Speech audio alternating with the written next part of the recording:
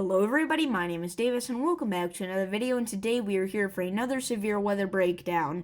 Now today we are going to be talking about a big storm that has already started across a certain portion of the United States, what it's going to be doing next, and more. So let's go ahead and get right into it, starting off with the SPC outlook for today, where we have a marginal risk of severe weather across portions of the southeastern United States here, mostly the Alabama area here. So tornado threat for today, you have a 2% chance to see a tornado in your town if you're in that green area that extends all the way from Chattanooga back down into New Orleans. Damaging wind threat, same thing, but for this you have a 5% chance to see wind gusts of 60 miles per hour higher in your town if you're in the brown area. And then hail threat, we did not have a hail threat for today. Now moving on to tomorrow, we have no risks for severe weather, but going into Saturday, we already have a slight risk of severe weather for portions of Alabama as well as extreme western Georgia there, okay? So we're going to have to keep an eye out on that.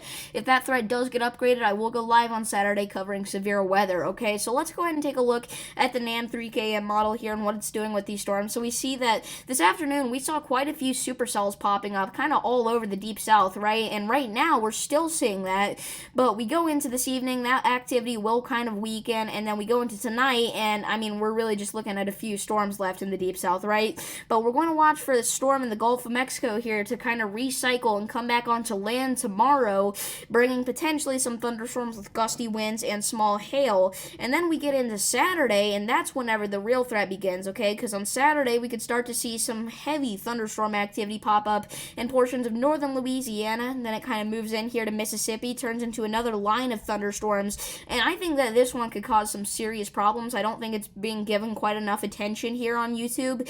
I think that this one's going to kind of sweep across the deep south, just similar to the one today did, but I think it's going to cause even more damaging wind action, large hail, and potentially even a few tornadoes, okay? So finally, watches, warnings, and advisories currently in effect.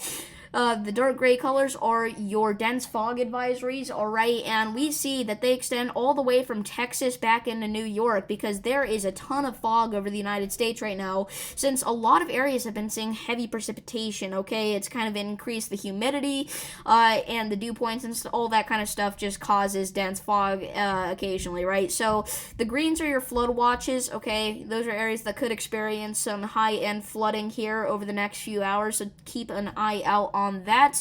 We did have a severe thunderstorm watch in effect just before filming this here for portions of Mississippi and Alabama.